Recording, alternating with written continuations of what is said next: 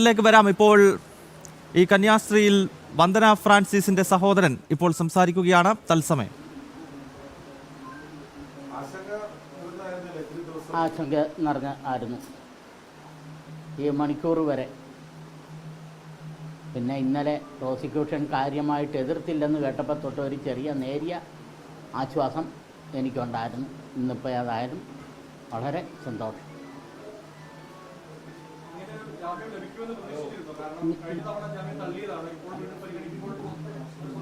ഞാൻ പ്രതീക്ഷിച്ചു. എന്നാന്ന് ചോദിച്ചാൽ ഇന്നലെ ഇത് പ്രോസിക്യൂഷൻ കാര്യമായിട്ട് എതിർത്തില്ലെന്ന് ഇത് കേട്ടു. പിന്നെ നമ്മുടെ ഓരോ വിശ്വാസമല്ലേ, ജാമ്യം അത് കേന്ദ്രത്തിൽ നിന്ന് അവരുടെ ഇടപെടലുണ്ടായപ്പം കിട്ടും എന്ന് തന്നെ ഒരു വിശ്വാസം നമുക്കുണ്ടായി.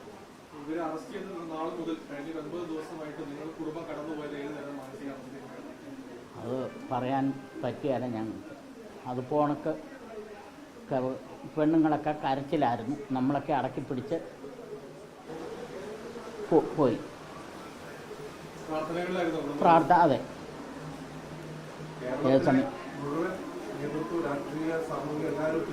എല്ലാവരും പിന്തുണച്ചു. കേരളത്തിലെ ഒരു ചെറിയ പാർട്ടി ഉണ്ടെങ്കിൽ അവർ വരെ ആത്മാർത്ഥമായിട്ട് ആഗ്രഹിക്കുകയും അവരിവിടെ വരികയും അവർ വരെ വരികയും ആത്മാർത്ഥമായി സാറിനും വാഗ്ദാനം ചെയ്യുകയും ചെയ്തു. അതതെ ചെയ്യാത്തതെന്ന് പറഞ്ഞാൽ അവർ മനസ്സിൽ പോലും ഓർക്കാത്ത കാര്യം. നമ്മൾ സൂചിപ്പിച്ചതുപോലെ കഴിഞ്ഞ ദിവസം ബിലാസ്പൂരിലെ NIA കോർട്ടിൽ ഈ കേസ് പരിഗണിക്കുന്ന ഘട്ടത്തിൽ പ്രോസിക്യൂഷൻ സാധാരണ നിലയിലെടുക്കുന്ന കടുത്ത നിലപാടുകൾ കോടതിയിൽ കൈക്കൊണ്ടിരുന്നില്ല. മറിച്ച് ഈ രണ്ട് കന്യാസ്ത്രീകൾക്കും, വന്ദന ഫ്രാൻസിസിനും അതോടൊപ്പം തന്നെ പ്രീതി മേരിക്കും ജാമ്യം ലഭിക്കാവുന്ന രീതിയിൽ ആ രീതിയിലുള്ള ഒരു നിലപാടാണ് പ്രോസിക്യൂഷന്റെ ഭാഗത്ത് നിന്ന് കോടതിയിലുണ്ടായത്. അതിന്റെ അടിസ്ഥാനത്തിലല്ലേ ഇപ്പോഴീ രണ്ട് കന്യാസ്ത്രീകൾക്കും NIA കോടതി ജാമ്യം അനുവദിച്ചത്? നന്ദൻ,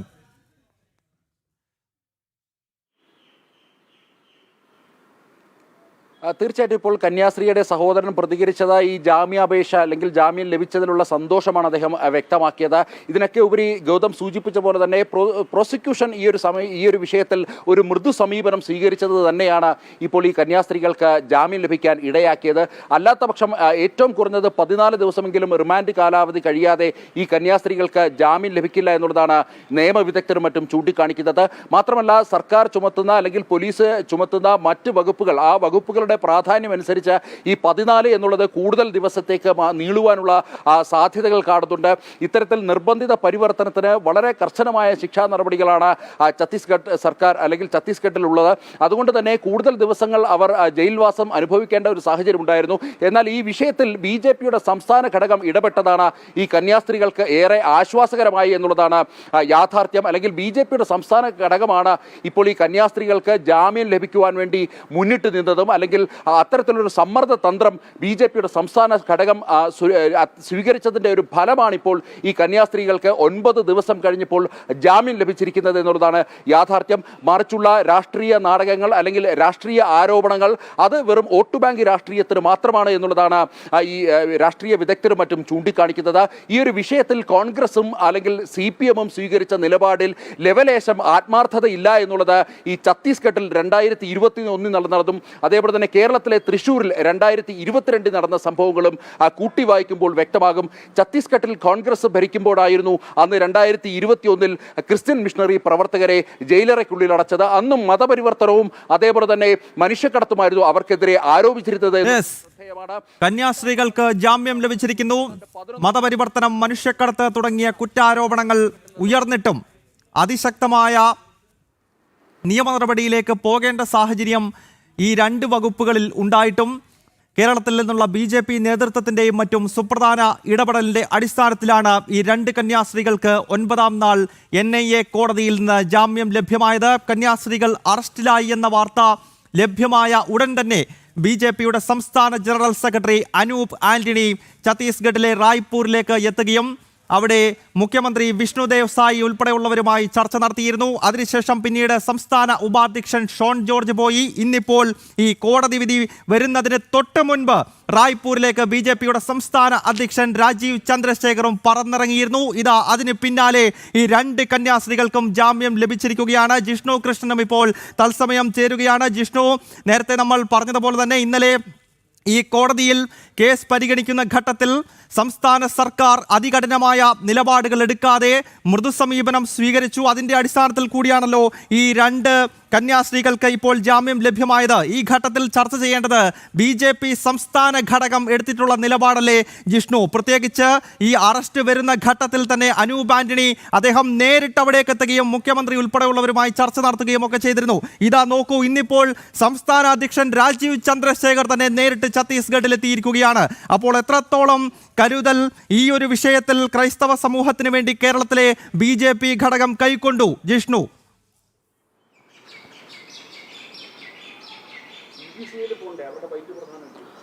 ഗൗതം, തീർച്ചയായും കൃത്യമായിട്ടുള്ള ഇടപെടൽ, ഏത് രീതിയിൽ ഈ വിഷയത്തിൽ ഇടപെടണം, ബഹളം വയ്ക്കാതെ കൃത്യമായിട്ട് ഏത് രീതിയിൽ ഇടപെട്ടാൽ കന്യാസ്ത്രീകളുടെ മോചനം സാധ്യമാകുമെന്ന് പരിശോധിച്ചുകൊണ്ട് കൃത്യമായിട്ടുള്ള ഇടപെടൽ കേരളത്തിൽ നിന്നുള്ള BJP നേതാക്കളുടെ ഭാഗത്തുനിന്ന് സംസ്ഥാന അധ്യക്ഷൻ രാജീവ് ചന്ദ്രശേഖർ ഡൽഹിയിലെത്തി പ്രധാനമന്ത്രിയെയും ആഭ്യന്തരമന്ത്രിയെയും കണ്ടിരുന്നു. ഒപ്പം ജനറൽ സെക്രട്ടറി അനൂപ് ആന്റണിയും വൈസ് പ്രസിഡന്റ് ഷോൺ ജോർജും റായ്പൂരിലെത്തിക്കൊണ്ട് അവിടെ മുഖ്യമന്ത്രി വിഷ്ണുദേവ് സായി ഉൾപ്പെടെയുള്ളവരെ കണ്ടുകൊണ്ട് ഈ വിഷയത്തിൽ എന്താണ് സംഭവിച്ചിട്ടുള്ളത് എന്നത് സംബന്ധിച്ച് കൃത്യമായിട്ടുള്ള വിവരങ്ങൾ ഇവരെ ബോധ്യപ്പെടുത്താനും കേന്ദ്ര സംസ്ഥാന സർക്കാരുകളുടെ ഭാഗത്ത് നിന്ന് ഈ വിഷയത്തിൽ നിലപാട് മയപ്പെടുത്തുന്നതിനും സാധിച്ചു എന്നുള്ളത് തന്നെയാണ് വസ്തുത. കാരണം അതല്ലെങ്കിൽ യാതൊരു കാരണവശാലും നമുക്ക് എടുത്തു പറയാൻ സാധിക്കും, നിയമവിദഗ്ധരുമായി സംസാരിച്ചതിൽ നിന്ന് യാതൊരു കാരണവശാലും കേന്ദ്ര സംസ്ഥാന സർക്കാരുകളുടെ ഭാഗത്ത് ആ വിഷയത്തിൽ അയവ് വരികയും പ്രോസിക്യൂഷന്റെ ഭാഗത്തുനിന്ന് നിലപാട് മയപ്പെടുത്തുകയും ചെയ്യാതെ അല്ലാതെ കന്യാസ്ത്രീകൾക്ക് നിലവിലെ സാഹചര്യത്തിൽ ജാമ്യം കിട്ടാനുള്ള യാതൊരു സാഹചര്യവും ഉണ്ടാകില്ല എന്നുള്ളത് വളരെ കൃത്യമാണ്. കാരണം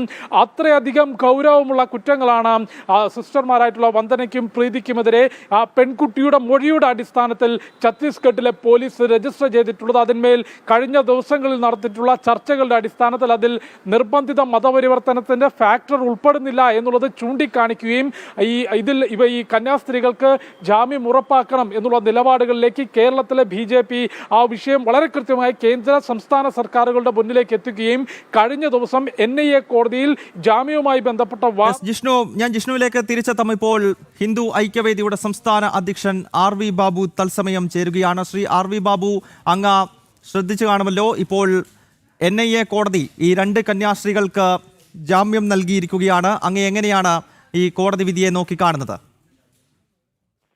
നമുക്ക് എല്ലാവരും ആഗ്രഹിച്ചായിരിക്കും. കേരളത്തിലെ സംബന്ധിച്ചിടത്തോളം ഒരുപാട് പ്രതിഷേധങ്ങളും പ്രശ്നങ്ങളും ഒക്കെ നമ്മുടെ ഈ വിഷയവുമായിട്ട് ബന്ധപ്പെട്ടുണ്ടായിട്ടുണ്ട്. ഈ ജാമ്യം കിട്ടാനായിട്ട് സർക്കാരിന്റെ ഭാഗത്തു നിന്ന് വളരെ വലിയ തോതിൽ സഹായകരമായ നിലപാടെടുത്തു എന്ന് വേണം മനസ്സിലാക്കാൻ. കാരണം പ്രോസിക്യൂഷൻ ഈ കേസ് ശക്തമായ രീതിയിൽ സമ്മർദ്ദം ചെലുത്തി പ്രതികളെ കസ്റ്റഡിയിലെടുക്കുക എന്നുള്ള രീതിയിലേക്കുള്ള വാദം ഉണ്ടായില്ല. അത് പ്രതികൾക്ക് ജാമ്യം കിട്ടാൻ സഹായിച്ചു. ഫർദർ അന്വേഷണം എന്നുള്ളതിനെ നിലയ്ക്കുള്ള കാര്യങ്ങളിലേക്ക് വേണം എന്ന ആവശ്യം പ്രോസിക്യൂഷന്റെ ഭാഗത്തുനിന്ന് ശക്തമായി ഉന്നയിച്ചില്ല. ഒരു റൊട്ടീൻ ജാമ്യത്തിന് എതിരായിട്ട് റൊട്ടീനായിട്ടുള്ള ഒരു വാദം നടത്തിയതിനപ്പുറത്തേക്ക് ശക്തമായിട്ടുള്ള രീതിയിൽ ഈ വിഷയത്തിന്റെ ഗൗരവം ഉൾക്കൊണ്ടുകൊണ്ടുള്ള ഒരു വാദം നടന്നിട്ടില്ല. അപ്പോ അത് ജാമ്യം കിട്ടാൻ സഹായകരമായി എന്ന് വേണം മനസ്സിലാക്കാൻ. ഏതായാലും ഇതൊരു കീഴ്വഴക്കമാകുന്നത് ശരിയായ ഒരു നിലപാടാണോ എന്നതിനെ കുറിച്ച് എനിക്ക് സംശയമുണ്ട്. കാരണം ഈ വിഷയത്തിൽ വളരെ ഗൗരവമായിട്ടുള്ള ഒരു കേസ്, ആ കേസിൽ ഹ്യൂമൻ ട്രാഫിക്കിംഗ് ഉള്ള കേസ്, അത് NIAയുടെ ഷെഡ്യൂളിൽ വരുന്നൊരു വകുപ്പ്, അതിൽ വളരെ വലിയ തോതിൽ ഈ നാട്ടിലെ രാഷ്ട്രീയ പ്രസ്ഥാനങ്ങളൊക്കെ സമ്മർദ്ദം ചെലുത്തിയിട്ട് ഒരു കേസിൽ വേണ്ട രീതിയിൽ നടക്കാതെ പോയി എന്നുള്ളത് അത് ശരിയായ രീതിയാണോ എന്നുള്ളത് വേറെ കാര്യം. ഏതായാലും കന്യാസ്ത്രീകൾ പുറത്തിറങ്ങി എന്നുള്ളത് സന്തോഷകരമായ കാര്യമാണ്. ഈ കേസിന്റെ മെറിറ്റിലേക്ക് നോക്കുമ്പോൾ ശരിയായ രീതിയാണോ കീഴ്വഴക്കമാണോ എന്നുള്ളതിനെ സംബന്ധിച്ചിടത്തോളം ഞാൻ അതിനോട് യോജിക്കുന്ന ഒരാളല്ല. ശ്രീ RV ബാബു, ഇപ്പോൾ കോടതിയുടെ ഭാഗത്ത് നിന്നും അത്തരമൊരു നിലപാട് വരുന്നു. പക്ഷേ അതിന്റെ മറുഭാഗത്ത് ഛത്തീസ്ഗഡിലെ BJP സർക്കാർ, ഞാൻ മനസ്സിലാക്കുന്നത് ഈ മാസം അവസാനം ചേരാൻ പോകുന്ന നിയമസഭാ സമ്മേളനത്തിൽ തന്നെ മതപരിവർത്തനത്തിനെതിരെ അതിശക്തമായ നിയമം കൊണ്ടുവരാൻ ശ്രമിക്കുന്നു എന്നുള്ളതാണ്. ഇന്നലെ ഇപ്പോൾ പ്രധാനമന്ത്രി നരേന്ദ്രമോദിയുമായി വിഷ്ണുദേവ് സായി ഡൽഹിയിൽ നടത്തിയ കൂടിക്കാഴ്ചയിൽ വരാൻ പോകുന്ന ആ ബില്ലുമായി ബന്ധപ്പെട്ട ചില ചർച്ചകൾ നടന്നുവെന്ന് അറിയാൻ കഴിയുന്നുണ്ട്. അവിടെ ഈ വിവാദങ്ങൾ കൊണ്ട് സംഭവിച്ചത് അവിടുത്തെ സാമൂഹ്യ സാഹചര്യങ്ങൾ, ഈ പറയുന്ന മതമാറ്റം തുടങ്ങിയിട്ടുള്ള വിഷയങ്ങളിൽ കൂടുതൽ ജനങ്ങളുടെ ശ്രദ്ധ അതിലേക്ക് വരികയും രാഷ്ട്രീയക്കാരൊക്കെ ആ നിലയിലേക്ക് ഒരു ശക്തമായ നിലവിലുള്ള നിയമത്തെ കൂടുതൽ കടുപ്പിച്ച് കർശനമായ നിയമമാക്കി മാറ്റുന്നതിനെ സംബന്ധിച്ചുള്ള ആലോചന ആ രീതിയിലേക്ക് മുന്നോട്ട് പോയി എന്നുള്ളതാണ് ഈ വിവാദം കൊണ്ടുണ്ടായ ഒരു നേട്ടം. അത് ഛത്തീസ്ഗഡില് ഏറ്റവും ശക്തമായിട്ടുള്ള ഒരു മതപരിവർത്തന നിരോധന നിയമം വരാൻ കാരണമായിട്ടുണ്ടെങ്കിൽ അത് അത്രത്തോളം നമുക്ക് സ്വാഗതാർഹമാണ് എന്നാണ് നമുക്ക് അതിനെക്കുറിച്ച് പറയാൻ പറ്റുക. യെസ്, വളരെ നന്ദി ശ്രീ ആർ വി ബാബു ഈ ഘട്ടത്തിൽ ഞങ്ങളോട് പ്രതികരിച്ചതിന്. അദ്ദേഹം ചൂണ്ടിക്കാട്ടിയത് കന്യാസ്ത്രീകൾക്ക് ജാമ്യം ലഭിച്ചു എന്നത് ആശ്വാസകരമായ ഘടകമാണ്. അതോടൊപ്പം തന്നെ അദ്ദേഹം മറ്റൊരു പ്രധാനപ്പെട്ട കാര്യം ചൂണ്ടിക്കാണിക്കുന്നത് മതപരിവർത്തനത്തിനെതിരെ അതിശക്തമായ നിയമം ഛത്തീസ്ഗഡ് ഉൾപ്പെടെയുള്ള സംസ്ഥാനങ്ങളിൽ വരേണ്ടതുണ്ട് എന്ന കാര്യം കൂടി ഹിന്ദു ഐക്യവേദിയുടെ സംസ്ഥാന അധ്യക്ഷൻ ഈ ഘട്ടത്തിൽ ഓർമ്മപ്പെടുത്തുകയാണ്. വീണ്ടും ജിഷ്ണുവിലേക്കും നന്ദഗോപനിലേക്കും പോകുന്നു. ജിഷ്ണു, ഈ കോടതി വിധിക്കൊപ്പം ചില കാര്യങ്ങൾ കൂടി ഈ ജഡ്ജി ചൂണ്ടിക്കാണിക്കുന്നുണ്ട്. ജാമ്യം നൽകുമ്പോൾ തന്നെ ഏതാണ്ട് 50,000 രൂപ ബോണ്ടായി കെട്ടിവെക്കണം, ഒപ്പം പാസ്പോർട്ട് സറണ്ടർ ചെയ്യണം തുടങ്ങിയ കാര്യങ്ങൾ കൂടി ഈ വിധിയിൽ കോടതി പറയുന്നുണ്ടല്ലോ ജിഷ്ണു.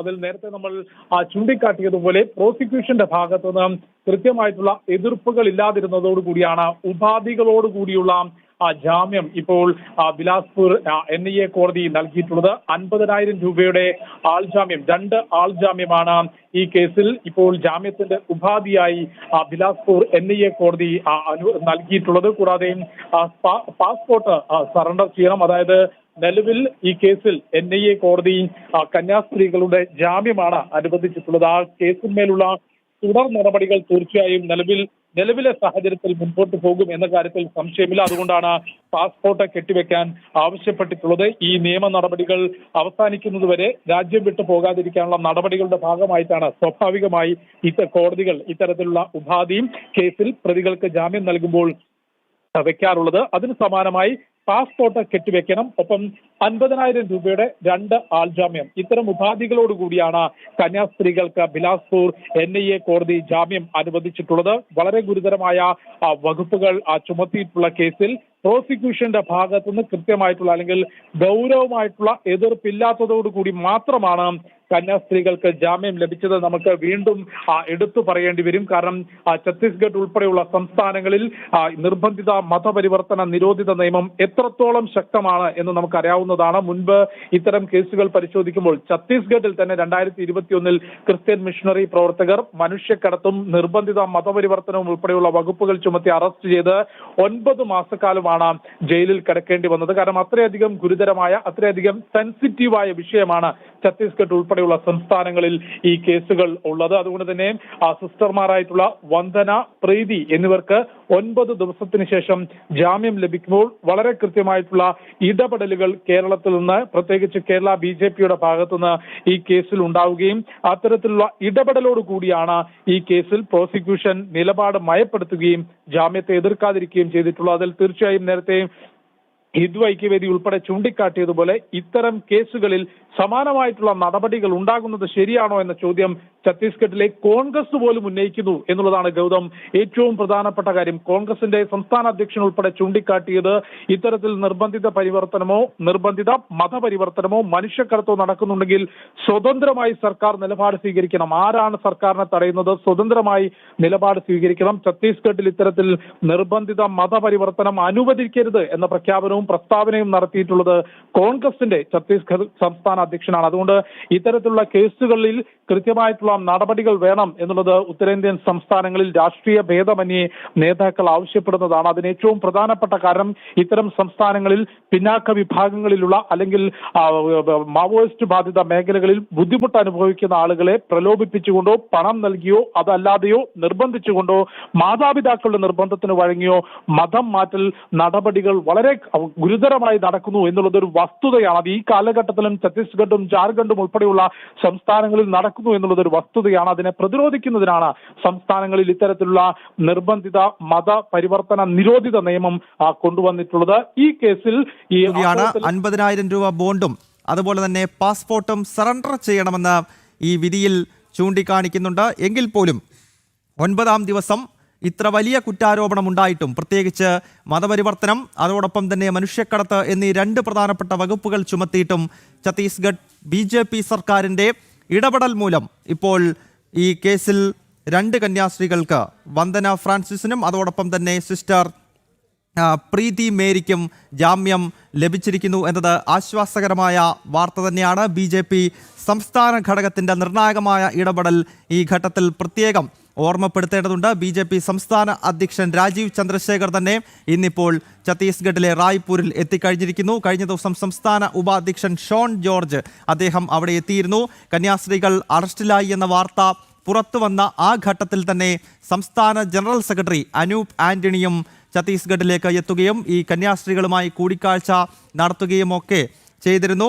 അതിനാൽ തന്നെ BJP സംസ്ഥാന ഘടകമാണ് ഛത്തീസ്ഗഡ് സർക്കാരിനോട് ഈ വിഷയത്തിൻ്റെ യാഥാർത്ഥ്യം ധരിപ്പിക്കുകയും പ്രോസിക്യൂഷനെ കൊണ്ട് അത്തരത്തിൽ മൃദുലമായ ഒരു നിലപാട് സ്വീകരിപ്പിക്കുകയും ഒക്കെ ചെയ്തത്. ഒരു ഇടവേളയ്ക്ക്